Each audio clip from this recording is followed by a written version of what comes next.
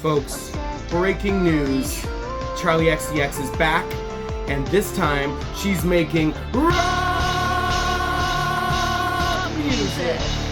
It's true. The moment we've been waiting for. Can Charli rock?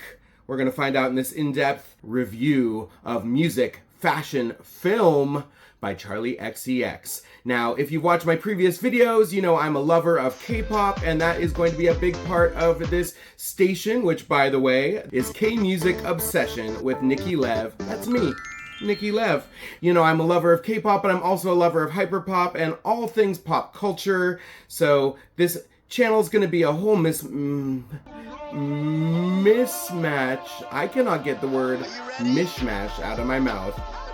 This channel is going to be a whole mishmash of different pop musics, from K-pop to Charli XCX to everything in between and beyond those bounds. My love of pop culture really happened in the great year of pop 2024, which gave us such classics as Cowboy Carter, Short and Sweet, many others that I can't remember right now, but certainly Brat by Charli XCX, an album and moment that really supercharged my interest in pop music. As a longtime fan, at least a longtime casual fan of Charli XCX, that era really took it to the next level for me, but I can point to many songs over the course of her years before that I was really into.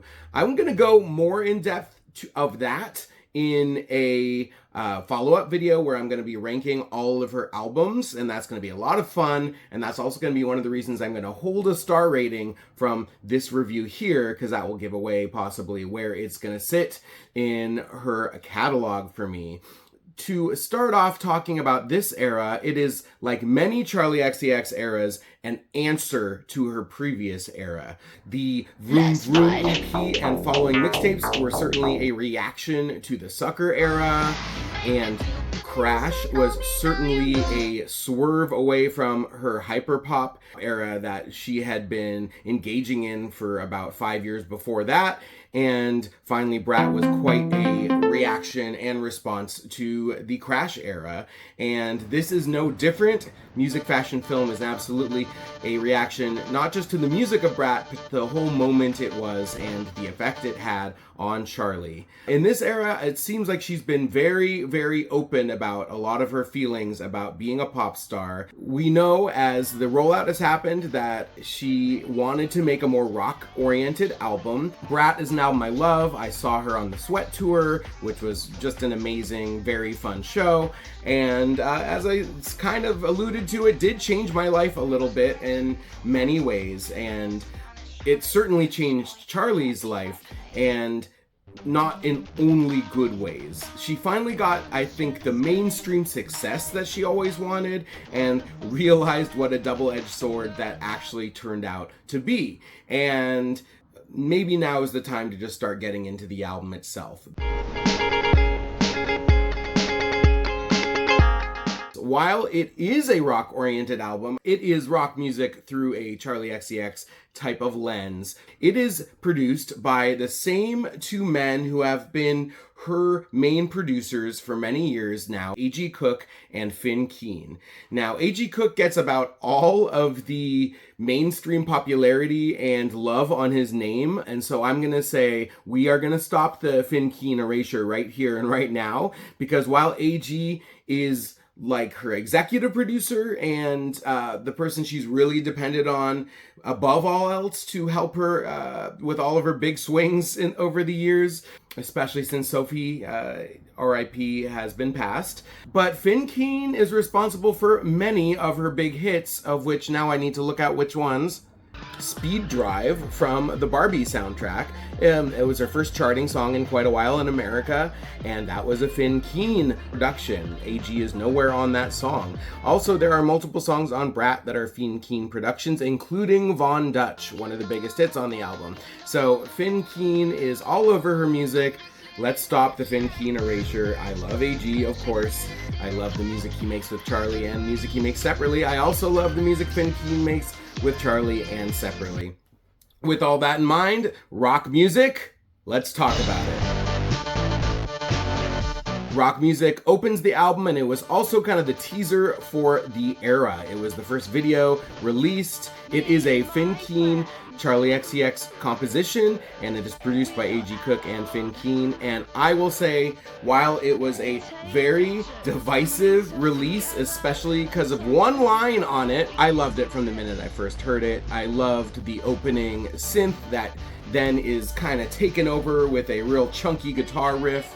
I love her singing on it, and I think the lyrics are super fun. I think it's a great introduction to the era. There was a couple things that people reacted to in the song, and obviously the line, "I think the dance floor is dead, so now we're making rock music," was a very controversial line. Big fans of Brat and her whole catalog were like, so that's it? You think the dance music sucks now, and that kind of pisses me off? I never had that reaction to it because I know that, first of all, Charli's something of a troll, but also I was excited to hear what a rock music album would be coming from her. For me, hearing the song, I was immediately into it. The riff was super catchy, the lyrics are fun, and really paint a picture of just the joy of making music with your friends. And as someone who grew up literally playing rock music in garages with my friends, I can attest. It's like, it's a vibe, it's an energy. You really get a lot of endorphin rush out of it. So I think this song really sells that. The other kind of controversial thing about it is the rock music hook. A lot of people didn't like that hook. I thought it was fun. I also think that the way it is utilized in the video itself is really striking. Like, just the way the video changes every time that hook hits is very cool. By the way, the video in general was great. The looks that she was pulling off were great. Controversial single, most people's not favorite song on the album, and not even my favorite song on the album, but I think it was a great way to start this album and era. You know, even people who didn't like it at first, like, you know, I'm a watcher of Fantano, he did not like this song at first, and then in the wake of his review of the album, he did a short where he listed it, I think, as his 4th favorite song on the album. So it's a grower. It's a grower for some people, not for me. I liked it from the beginning. Up next, we have SS26, which was the 2nd single from the album.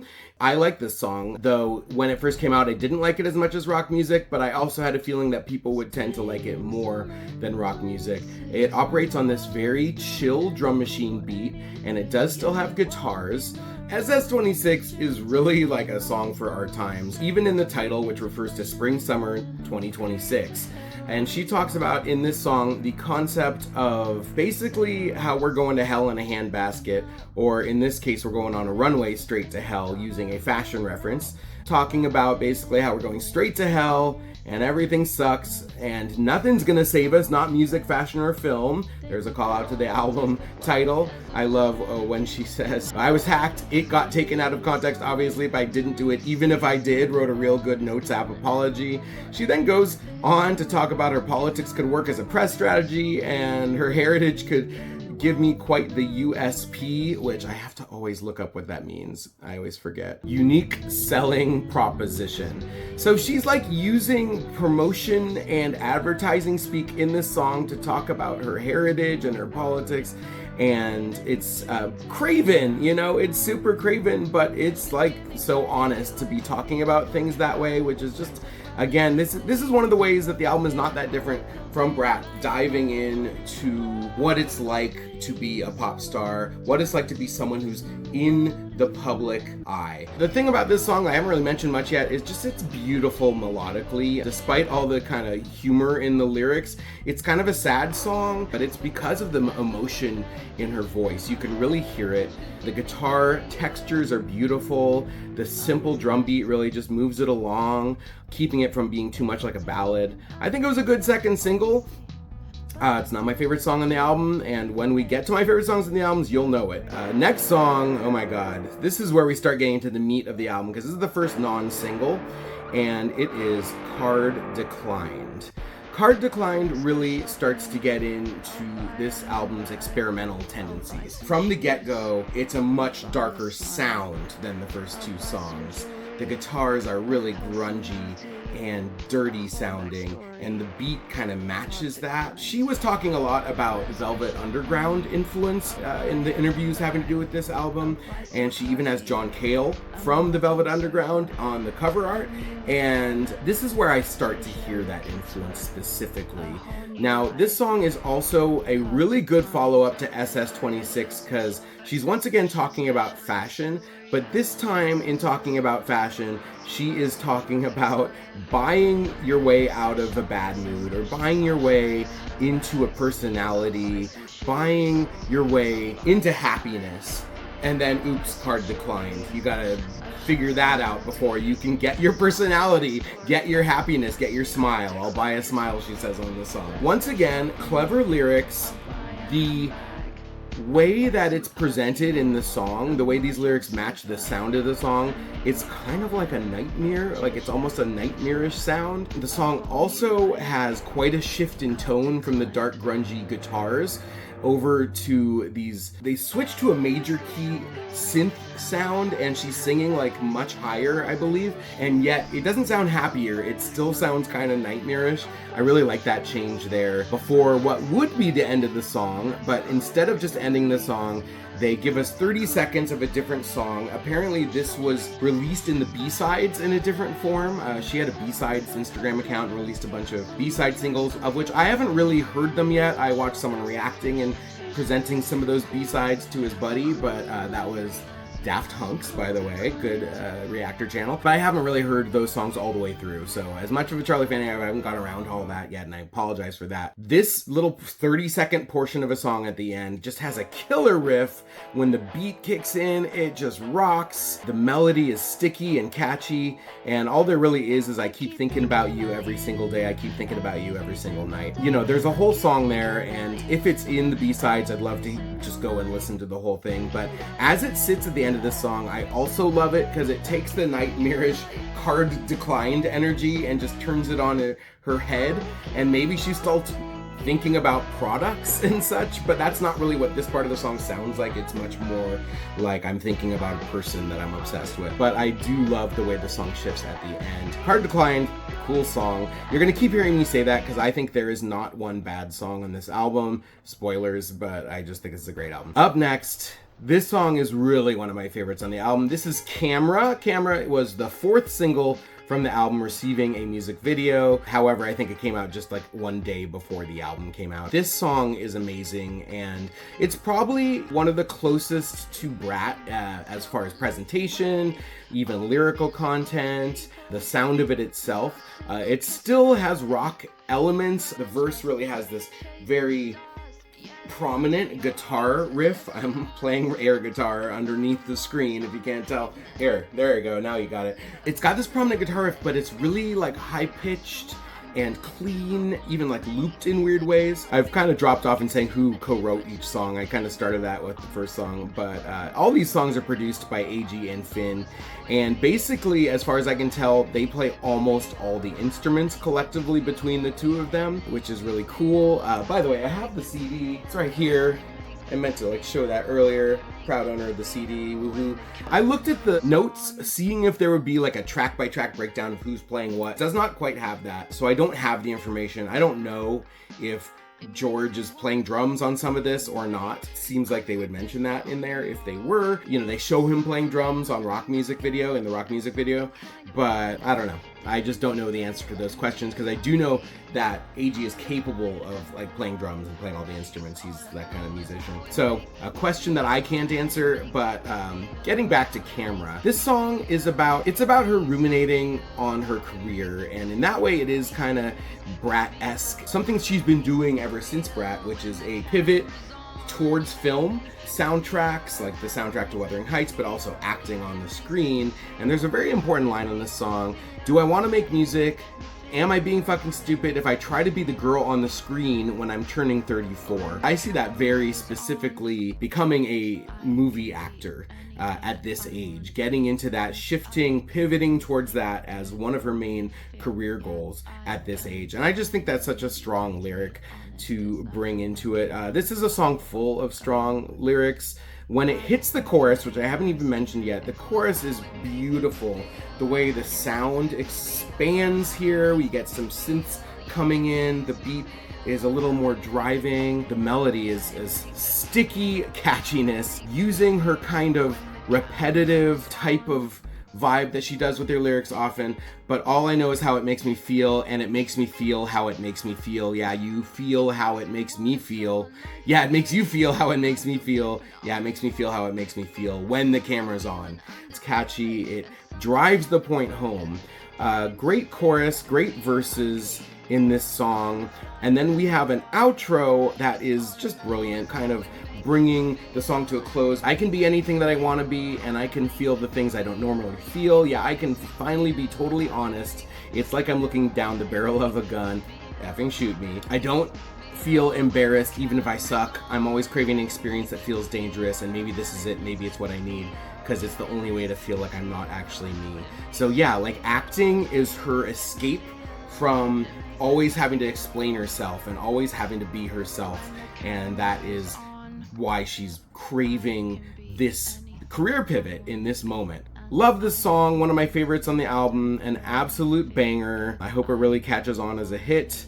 Also, the video is incredible. I'm gonna look up who the actor in the video is. The concept of the video is we're kind of following an actor on the set, and Charli seems to be the director in the video, so it only comes to her every once in a while as she's like sitting on the director's chair, looking hot as hell, by the way. Okay, the actor is French actor Vincent Cassel. Great French actor Vincent Cassel grumbles through a brutal day on set in the new music video for Charli XCX. Yeah, so in the video, like, they cannot get this take. They're working on this take. He's gonna get bloody in the take.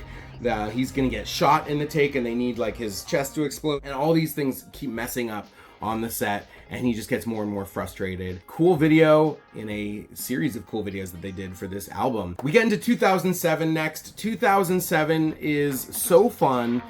It brings some of the danciest vibes on the album and some of the least lyrics. Like, it's not a very lyrical song. It's not that kind of pop song. But she's talking about was like to be a pop star in 2007. She wasn't a pop star yet in 2007, but she was clearly living through the MySpace era where artists like Lily Allen were getting famous off MySpace, and I think that's what this song is about. I think referencing two things. I think it's referencing that MySpace era, but I also think she's talking about modern times too, where you can get famous off TikTok. Musically, it's just like so infectious. It's got this killer beat once it kicks in. It has this whole section where they kind of chop up her lyrics and they just become sounds, which is one of the things that I really love about AG and Charli, the way he can chop up her lyrics and just make a soundscape out of them. And he does that here with this killer beat underneath. It's only about 2 minutes or so. It's just like a moment of levity in an album full of kind of deep thoughts. And I dig that, and I think it's perfectly placed in the album. Next up, okay, I'm Afraid. Before I even talk about the meat of the song, it has a melody during the verse. It's happiness came in a box, never meant that much before. This melody is exactly from a song in the 90s or something, and I've been looking for what song it is, and I cannot find it. I checked Reddit. People were talking about Dirty Little Secret by All American Rejects. Let me know that I've done wrong when I've known this all along. People were then also talking about a certain Blink-182 song. I never thought I'd die alone. Another 6 months I'll be unknown. And I listened to both those songs, and yes, the melody is similar to those songs, but I swear that there is a song that is more exactly the same melody. Can't find it, and since I can't find it, I might be tripping, but regardless of that, it's a beautiful melody that she sings on the verses, and this song is the sequel to I Might Say Something Stupid. I might say something stupid. But things have like escalated. Things have escalated because she is married now and she's questioning whether she can even make this work in her marriage. At least that's what the lyrics seem to come at, especially in the chorus. I'm a wife, I'm a kid, I'm destroyed, I'm a bitch, I'm too drunk, I can't sleep, I can't feel, I'm afraid, I'm nothing without him, what if I ruin it? Take the ring, and it goes on, but it's like a cry to the heavens, this song. It doesn't really have a beat. It's so in that way it is also similar to, I might say something stupid from Brat, but what it has is this tremendous soundscape that kicks in on the chorus. It might be synthesizers, it might actually be horns. I looked at the lineup of instruments used on the album. I don't think there's horns, so I think it's just like a very Marshall sounding synth pad, you know? Big, dark vibes. It's kind of giving to me like Downward Spiral era 9 Inch Nails, like that version of Hurt, not the Johnny Cash version. Very cool song, very dark, perfectly placed on the album between two fun songs. Because up next, we get one of my all-time favorite songs on this album. Once again, like 2007, it is a song with few words.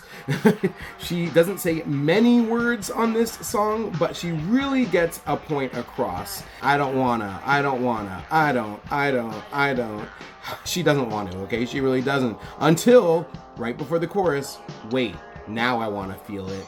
And then the chorus kicks in, and it is just this huge monster guitar riff with this big like synth kicking through it, and the drums like smashing underneath, and it rocks like super hard, kind of in like a 90s alt rock style, and it is like audio crack to me when that chorus kicks in.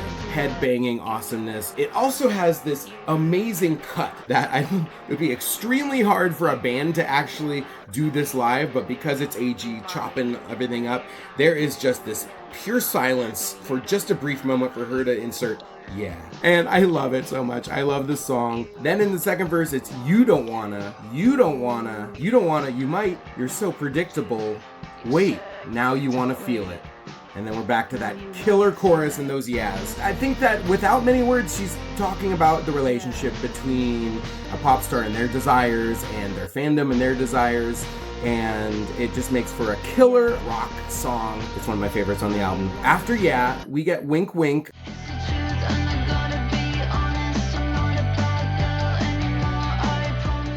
A song that I loved from first listen till now, and probably of all the songs on this album, I've listened to it the most. It's this 2 minutes of absolute pop perfection for me. First time I listened to it, I maybe wasn't hugely into the spoken verses, but I've gotten way over that by now. Also, you get this incredible chorus that is so catchy.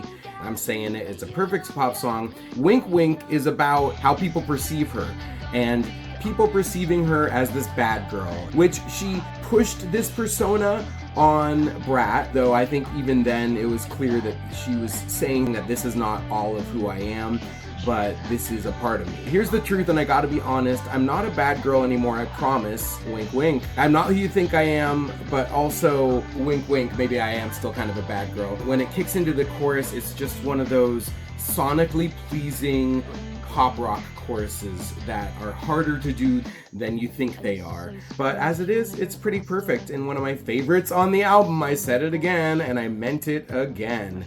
This is just such an amazing section of the album because I love Yeah so much. Then we get Wink Wink, which was a song I was already super into, and it's placed perfectly. And then we get Persona. I love Persona so much. I'm a huge Charli fan, so this is not that surprising that I love all this music, but I love her because of what she brings to music, because of the way her voice sounds, because of her songwriting, because of her aesthetics. But I also love rock music. You know, I started as a rock musician long before I was like a pop music fan, so it's great hearing her dabble in rock in such successful ways. On that note, Persona, let's just talk about the way it sounds first. This song is another killer 90s alt pop song. The riffs are kind of heavy and there's like this bending in the guitar, and the way it interacts with her voice is so gorgy to me because she just has this really kind of blasé, wordy tone throughout, but it's very melodic at the same time. So to me, it's just like very catchy in a sort of overly wordy way, almost like a Taylor Swift way. Now, lyrically, this song at first comes across as a kind of Girl So Confusing moment, like she's addressing someone in her life and how they frustrate her and her fraught relationship with them. Sometimes I wonder if you realize the way you come across. It's kind of crazy. Wish you could be honest about your internal dialogue You like the sound of your voice, and I like the sound of mine. Every day you're suffering, but you say you're doing fine. I love the stories you tell, but I can tell when you lie. Don't effing choke on your ego when you see me coming. I know you're performing, I know that you're hurting, so you try to hide it when you see me coming. Don't want to confront it. I'm scared I'm annoying. You call me your best friend to keep me at arm's length. I'd write you a letter, but you'd probably burn it. Deflect and then shower me in adoration. You think you're so clever. I think you are too. You know I see you when you see me. I gotta say, I do respect the commitment to the bit. Now that's persona. We're both under the influence of life imitating art, and we both know it. It's not about someone else, it's about her. She's speaking to herself and the personas that she creates and how they affect her and what she really thinks of them. It's brilliant. It's brilliant. One of my favorites on the album. The lyrics are amazing, the song is amazing, the guitar riff, her vocals, just another absolute banger with a deep meaning, you know? This album just really does it. Next, Magic Metal Montana. Has anyone ever written a song about you before?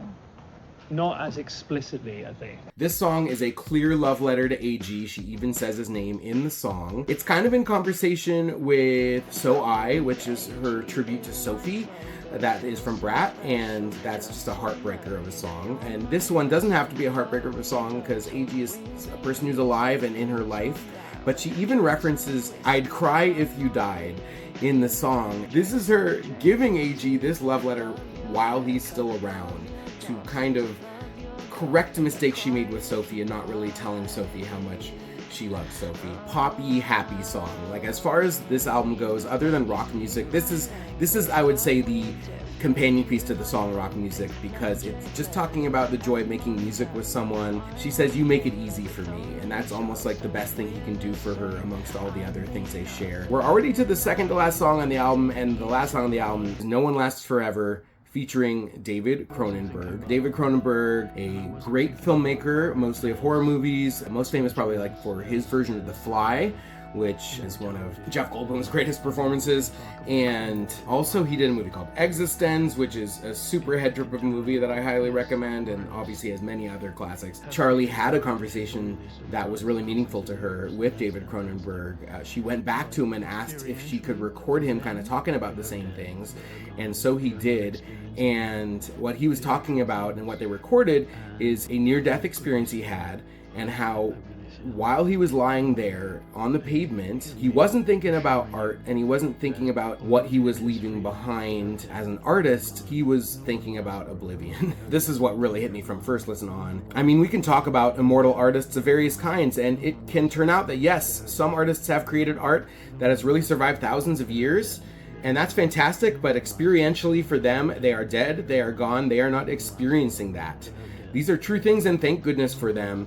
I really feel, and you hear me assuring you, that oblivion is freedom. And then in brilliant AG and Keane form, they take They Are Dead, They Are Gone, No One Lasts Forever from different parts of his recording, and they turn it into this mantra that they just twist slowly as the music drops out, so it's just him saying over and over again, they are dead, they are gone, no one lasts forever. It's haunting, but not sad, because it's good that nothing lasts forever. We don't have to worry about everything we leave behind, because once we're gone, we're gone. So kind of a dark note to end on, but not a sad note. And the song itself, the first half of the song, is similar to Magic Metal Montana, upbeat and poppy.